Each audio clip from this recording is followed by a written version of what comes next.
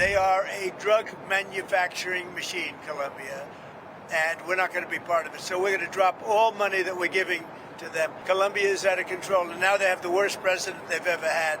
He's a lunatic who's got a lot of problems, mental problems. President Trump turning up the heat in Latin America for striking Venezuelan drug boats and now ratcheting up pressure on Colombia. Trump writing on Truth Social that Colombia's president is an illegal drug leader and does nothing to stop the drug trade in his country.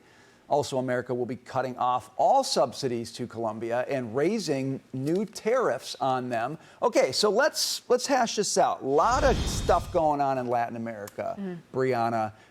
Venezuelan drug boats obliterated. Yes. We're seeing same thing with Colombian drug boats now. Is this a China move in Latin America? What's motivating this? I have to be honest, I hear this and I think that this is something that should have been done a while ago, precisely because I don't think the United States should be giving as much aid to Colombia and other countries as we are. And if this is the impetus that gets us there with, the president allegedly being an illegal drug dealer, I'm fine with that. The problem with Colombia is they've been obviously a security partner for us. They've been an economic partner for us. But over the past few years, it's gone down south. We give a lot of money for humanitarian aid. We have plenty of people in America who could use humanitarian aid. We're not going to quell the drug violence that is splitting Colombia apart. That is just something that the United States will never get a grip on. If we could have, we would have already. We've been pouring money into them for decades. I do think that Donald Trump making them a little more unstable might lead them to go to another country, maybe another partnership with China or something like that. But so not lead them to. They've already done that. Double down, crystallize that connection. So the reason I brought that up, Jackie, is between 2004 and 2024, Colombia's trade with China rose 15-fold. They are Belt and Road partners with China. So Colombia historically, maybe there's some, we could talk about their relationship with the U.S. They are going headlong in China's direction.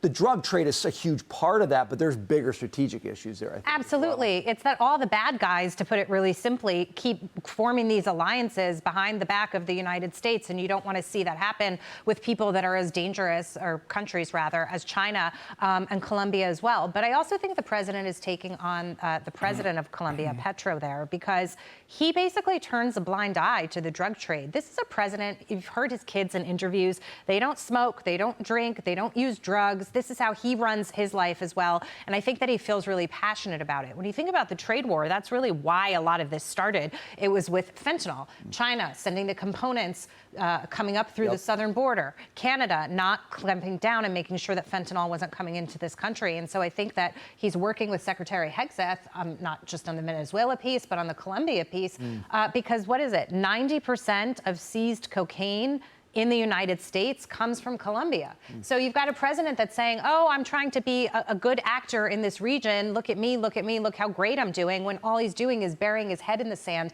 and allowing that illegal drug trafficking trade to happen right under his watch. We need to just kind of look back in Colombia politics. And I'm not an expert. Maybe Dagan, you are. This guy is relatively new, right? 22. 22. He's a Marxist. And leftist, heavily leftist. Heavily leftist. His predecessors were pretty conservative free market types. They actually, and I could be wrong on this, I just did some reading on it, they actually cracked down on the drug trade for many years. They were a partner with the U.S. in many respects. They hunted down the drug dealers, and then they made a leftward shift under this dude.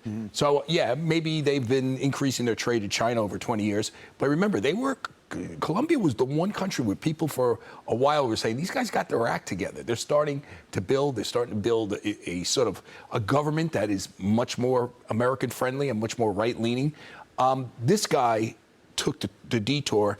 And I think what Trump is saying here behind the drugs is, we're not gonna tolerate far leftists in our hemisphere. There's something known as, I guess it was called the Monroe Doctrine back in the day. We're going to re-implement that. This is our sphere of influence. You want to be dealing drugs and fomenting essentially chaos in our country, in our backyard, well, you pay the price. And I'll tell you, I hear a lot of civil libertarians, friends of mine, who say, oh, it's horrible, they're blowing up these boats, they're not giving them due process. I mean, there's a little bit of war going on here in our backyard. Right. They are literally destroying middle America. And Trump is the first president to say, enough, you do that, we're going to bomb you to kingdom come. A lot of these countries want to have it both ways. They want money from the U.S. Yes, that's they want to true, be too. friends with the U.S., but they want all sorts of investment from China. And we've been kind of going down that parallel path. It seems to me, Dagan, like what Trump is saying is, we're not doing that anymore. You pick your side, and if China's your side, number one, we're going to oppose that, but number two, you're not getting a dime from us. And by the way, Colombia depends much more on us for its exports than China right now. Right. Petro, the leader of Colombia, it seems like he was trying to show off, talk tough about President Trump. But our funding to Colombia, our aid, had really changed the politics and made Colombia much safer. Just some years ago, there were warlords, in essence, running parts of the country, military groups in the mountains. It was dangerous and violent. FARC, remember those guys? They were very bad. Our money helped change the safety and the culture of Colombia for the better.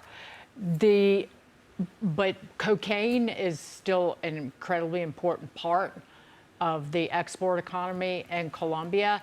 And interesting enough, one of the export destinations, growing export destination, and I point at the TV, is Australia. And the one interesting thing is, so we have the United States aggressively targeting Venezuela and now Colombia with attacking the narcos and the boats.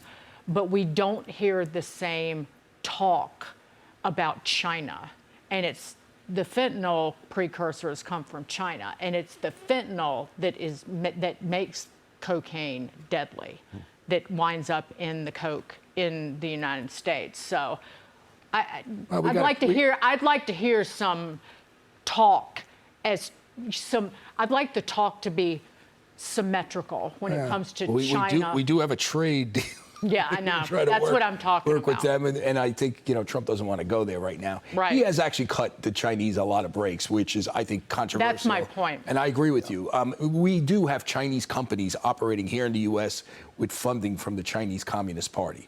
That does happen. And, there's some people that Rick Scott wants them delisted. I spent some time speaking with him on it. So does a lot of other people.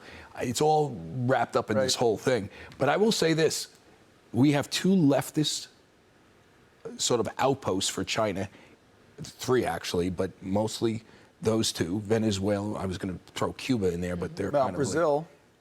Maybe Brazil soon too. Still big time. But really, that are really breaking the law is those two, and they're at war with us.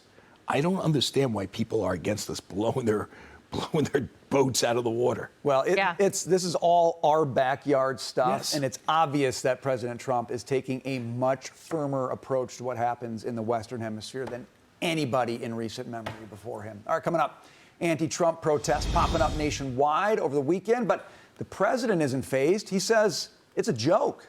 We'll get into that next.